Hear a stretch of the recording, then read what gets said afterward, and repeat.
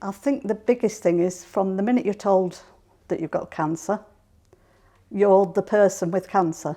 You forget the person itself, and that's who you are. It was no longer Graham, my husband. It was Graham, my husband with cancer.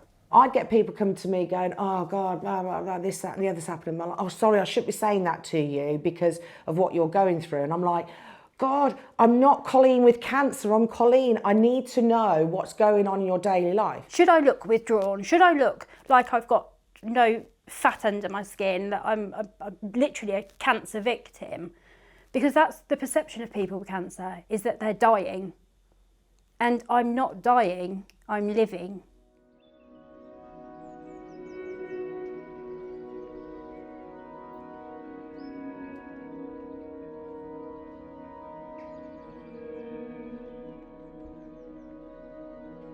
Anybody in the medical profession treats you as a number.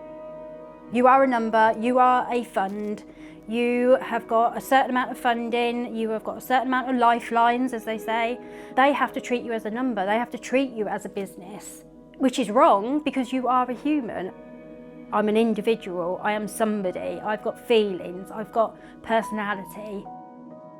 We like statistics because it helps us make predictions and generalisations on what is similar. But that isn't always so conducive to healing. Psychology has always championed the use of qualitative data because it gives us so much rich information for that individual. So let's take a statistic, for example. 1 in 2 people will get diagnosed with cancer over their lifetime. Well, what does that really tell me about my well-being?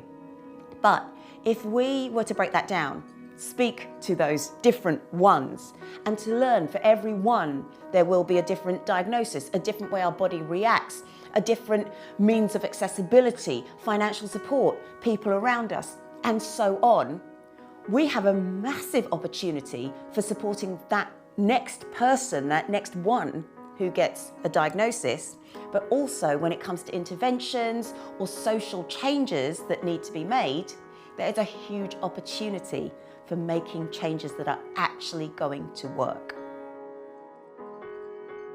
Loraine and Lee Lewis founded the Lewis Foundation in 2016 because they recognised that adults who had a cancer diagnosis sometimes faced it alone. And they set about sourcing donations, packaging and delivering gifts, whilst giving support to patients on oncology wards. To date, the team has almost 50 volunteers and hundreds of regular supporters. And the Lewis Foundation has gone from delivering 80 gift packs a month to one hospital to delivering over 2,500 gifts to more than 15 hospitals in the Midlands every month. Each bag is carefully crafted to support the varying needs of a patient with a cancer diagnosis. You don't realise the impact that that little white bag has on people. One of the things that my cousin suffered with chemotherapy, you get really dry skin. So the Pamper pack, it's got hand cream, it's got foot cream, it's got body cream, lip salve. They put the little bags of sweets in, and it's not because they're sweets, it's because you get a dry mouth. And one of the other gift bags is the hydration pack, so that you can constantly get some squash, because they bring the jug of water, but sometimes a bit of squash would be nice. There's Sudoku books, there's word puzzle books, just to while away the time. You've also got one with a journaling. Write down how you're feeling every day or what your journey is, what you're going through. Because we're giving out free gift packs, it has to be sustainable. The choice now, we do 29 different packs because we want to make sure it's what people actually want and need. We probably only get about 5% of the products donated, so 95% we have to raise funds for. So that is why over the years we've learned about creating different income streams. We do things like our own family fun run called a Water Dash, which is a good fun. And we've done things such as our coffee shops now in the community. And it's a nice way not only to just come and have a nice treat, but it's a way to bring the community together. We work with businesses to donate their end-of-line products to raise money for our charity, which we sell in our Grosvenor shop outlet and also online. So really for us over the years, it's been about what can we do to be sustainable, but how can we meet people's needs as well? Nearly 2 years now I've been with them. They provided a gift pack to my mum while she was in hospital, and that's how I originally found out about them, met Lee and Lorraine. After she passed, I joined cancer research. I left there, and then sent an email over. Started off with just going to a packing session when we were at King's Heath. 2 years later, I now manage the shop. I'm the pack coordinator now. I liaise with all the hospitals, and I'm also the volunteer manager for the charity. I've been doing the shop just after it opened, probably just usually once a week, and that's going well. But mostly I do packing at the hub, so pack all the bags ready to go to all the hospitals. We're able to share our experiences, especially when we're packing, because we just sit chatting to each other. So it helps us as well as us helping those. Works well that giving up my time, but it also works well for my mental health, really. Although it's been 5 years now since my husband died, it does make a difference having something to focus on. My husband passed away. It's 23 months now. It was devastating, but you said that they were looking for someone to work at the coffee shop, didn't you? Well, you wanted to be around people, didn't you? Yes, yeah. And we came to the coffee shop, and Lee was here. We sat down and we was chatting, and I said that I was interested in working in the coffee shop, but they'd got quite enough people. And he said, would you like to work in the shop? And I said, I don't mind what I do. So I went and I did a couple of afternoons, and I really enjoyed it. I got to Grange Park. You've been with me, haven't you? To Grange Park to pack, and you meet other people there that are packing bags. Everybody's got a story. Everybody's got a reason for being there. Some are more sad than others. Lee and Lorraine are so infectious that they spread that amongst everybody, and that makes everybody want to be there. And I think that's how everybody is. It's just such a positive environment to be in. Yeah, we have a happy place. It is a happy place. It is a happy place, yeah. For what it is, and for what it represents, and for what it serves, it is happiness. But it was Lorraine's work within the hospital setting that showed her that the word cancer cannot be reduced to a stereotype. So basically, thought I had appendicitis. 6 weeks later, I went for a post-op checkup. He went, have you got anyone with you? And I was like, no. And I literally went in my head, he's going to tell me I've got cancer. No, don't be stupid. And then those words were out. It was cancer, it was appendix cancer, which is really rare. It's about 4 in a million. It travels through your lymph nodes, but also travels through your peritoneal. So you've basically got double the chance of not surviving. I then had my appendix out, I had a part of my bowel out, had the 6 months chemo. Then I had a PET scan. And again, thank the Lord for the radiologist, because the lymph node had grown to 11 millimetres. And normally they don't report anything over a millimetre. So he just spotted it. But then I had about a 12-hour operation in the February of 2018 called cytoreductive. So they took out every other possible organ where the peritoneal would develop. And it was really weird because I could have chose not to have the operation. It was a 50-50 chance that I would develop peritoneal disease. Then I would have to have the operation with a prognosis of 5 to 7 years to live. And then literally 6 weeks later, I got the complete all clear from that. There was no other evidence of disease. I was originally diagnosed with breast cancer back in 2017. I had a pitted kind of area on my left breast, and pitted means like it was sucked in. It actually sucked the breast tissue in and had like an orangey kind of peel effect to it. I was 42, not a lump. Every time you go somewhere, everybody says breast cancer's a lump. I kind of left it a little while thinking that it wasn't breast cancer and it was nothing. Turned out that it was breast cancer. I needed an operation because it was, I think, about 3 centimetres at that time. So it was quite small. Had the operation, took all the margins, they were clear, the lymph nodes were clear. Thought I'd aced it as such. We had a onca test, which onca, they take a sample of the tissue, the breast tissue, and send it away to America at that time, and you get a score back between 1 and 100. Anything under 35, you don't need chemo. Anything over 35, they recommend that you have chemotherapy. So mine was 17.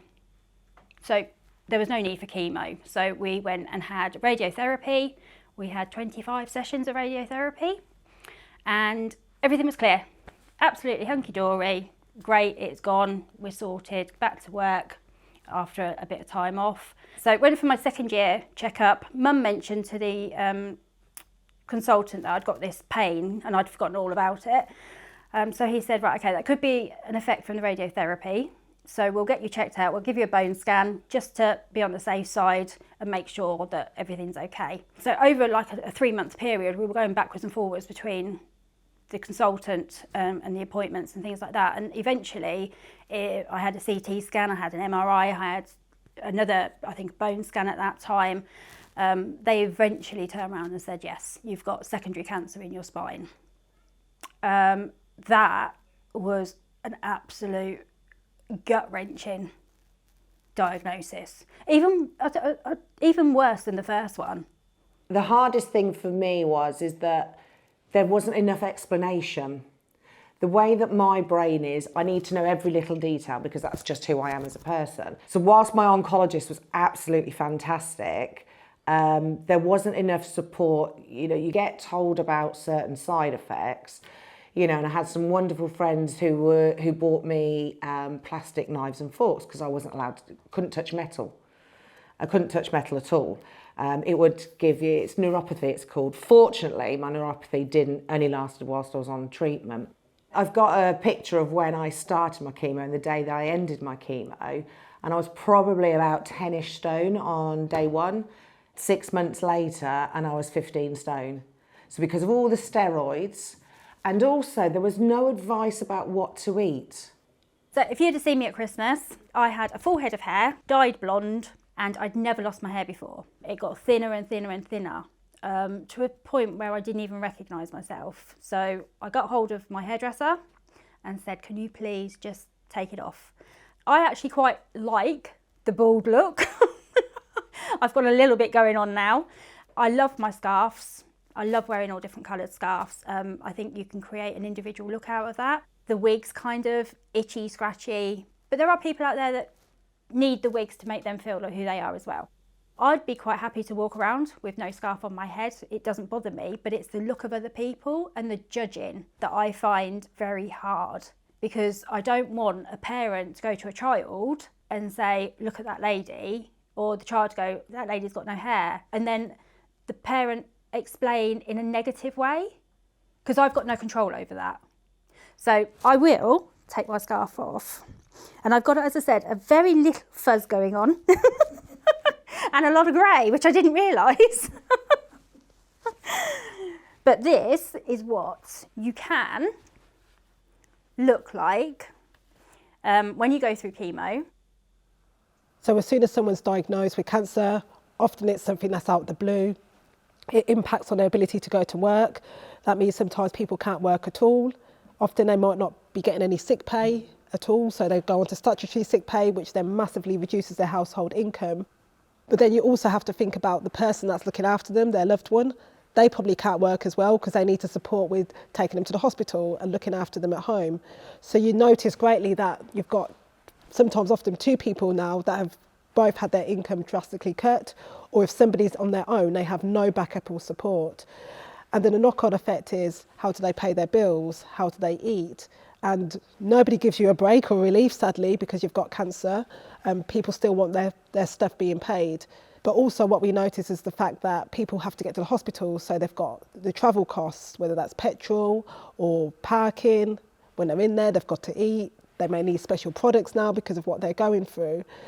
And the knock-on effect, what we've found is that people are not buying stuff they need that would help them through treatment. They're not eating properly because they can't afford it. And I think because it's not talked about, people don't realise that's something that people go through on a daily basis. And a knock-on effect is if somebody can't eat properly, then they're not able to get through treatment, which means they're in hospital more often than they probably would have been if they were able to eat properly. And the same with products. If you don't have the right skincare products to use, that means you have to go into hospital to be treated, which if you had it, you probably wouldn't have. So it's actually a real knock-on effect from a diagnosis. It really impacts every element of people's lives. So with my mum, I was probably, between me and my granddad, the main people who were around. Some of my family didn't really cope with it, especially seeing her in the hospital setting. At the start, you'll get given so much information, so much you've got to look out for. For the first lot of treatment, you have to keep a track of her temperature every few hours, make sure she's okay, check for any rashes or anything. Bit intense at the start, then it calmed down, but depends on the treatment. Some are easier than others.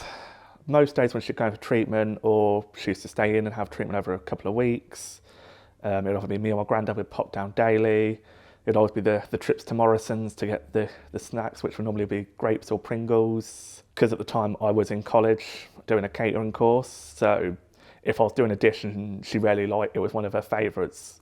Hospital food isn't always at the best at times, and you might not be hungry, you might only have a certain fancy, and that's what you need to have.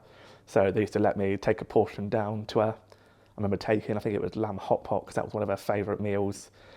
Ate the whole thing, which she definitely didn't used to eat big meals, but it was nice to see that she's eating something sort of like sustenance instead of just some snacky bits.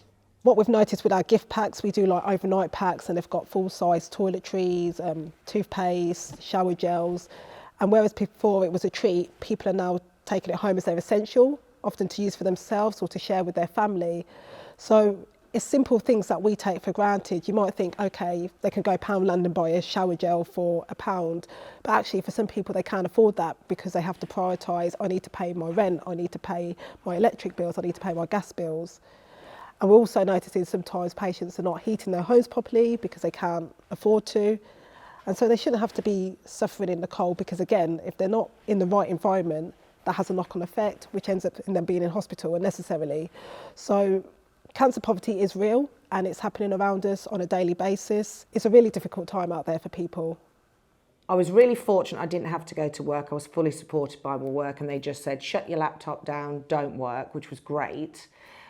So I had no financial worries, whereas a lot of people potentially do, which I can't even imagine going through that. You know, you're going through one of the worst things in your life, and then all of a sudden, and then I remember people telling me, oh, you can claim for this, and I couldn't claim for anything. And I just think people should get full support on that, because all you're trying to worry about is, am I going to live? Am I going to live? And then you've got to worry about, how do I pay my bills? How do I pay my mortgage? How do I buy my food? Trying to sort out what is relevant, what isn't relevant, what is good and what isn't good. Oh, with the internet, it's yes. I tend to go to well-known sites like the cancer sites and things like that. I don't Google very much unless it comes under Macmillan or Cancer Research or anything like that. There's no point, because you get taken to places where you can just go into a rabbit hole. Well, meltdown. It's a minefield. It's like anything with trying to find information. Anything to be signposted.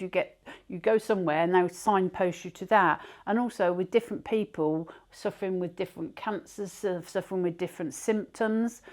Once again, you go there, well, that doesn't relate to that bit. You've got to go somewhere else. And if you haven't got the time, I think it's really, really difficult, because I find it difficult sometimes, especially now because you're at the hospital 3 times every week and different things. So those people who have got other commitments, I think must find it really, really difficult. There are groups, there are support groups out there, but not many, and also we've found that not many of, shall we say, cancer sufferers actually attend these groups. No. There's not that many for the amount of ladies there are. It's, shall we say, men. Northamptonshire, or men, in Northamptonshire, the groups that you go to, there's not many actual people attend them compared to the numbers that are actually suffering, are there? Tracy belongs to a group which is really good, and I've been with her a few times as her support. She says, oh, here's mum, she's my support, she's here. And I don't think there's enough groups like that that encourage the supporter or carer to go to these groups with them, or they don't know, or they don't realise, because there's the sufferer, the cancer patient groups, there's the carers groups, and everybody's kept separate. I have loved my mum coming to the support groups, because it has helped me as a person, because I don't have to explain some things. So I'm actually bringing her into my world, which I think is important, because you kind of have separate worlds. Separate worlds. And it's bringing everybody into the one. Channeling her previous career as a barrister, Lorraine has become an advocate for those with cancer, speaking on broader platforms, including the Westminster Forum Project's Health Forum Policy Conference on the next steps for cancer treatment. It was full of doctors and professors, and initially I thought, well, what can I actually add to this? But actually, we're going into hospitals on a daily basis and seeing people on the ground. We're hearing what they want, we're hearing what they need. And I put a message out there, has anybody got anything they want me to share? And patients were like, can you touch on this? Can you touch on about the fact of cancer poverty? Can you touch on the fact that we're just treated as a number rather than a person? And I was able to put that across in forums where I can actually do something to make a difference. So for me, my previous career has really helped me be a voice and use my voice for good. And that's what I've really loved about it.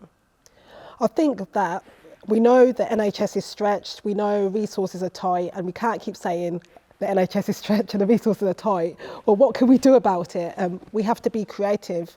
We know things are not going to change overnight, but we can use what we've got to make a difference.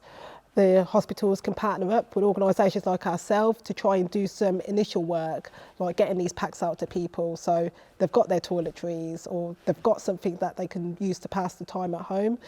And I think it's about, we have to can't keep saying nothing can change. We can make changes within our own communities, and I think that's something we've really embraced, and that's why the hospitals are reaching out to us from different parts of the country, is because we're not just looking at people as a number, and we're not just treating them as an illness, and we know that the illness has got to be treated, but we're treating them as people. And I think more and more it's becoming apparent to the hospitals that we can't forget about the people. I think that's the real hard thing, is that the reality of what cancer, and the reality is that it's different for everybody, and there is no wrong or right on your journey.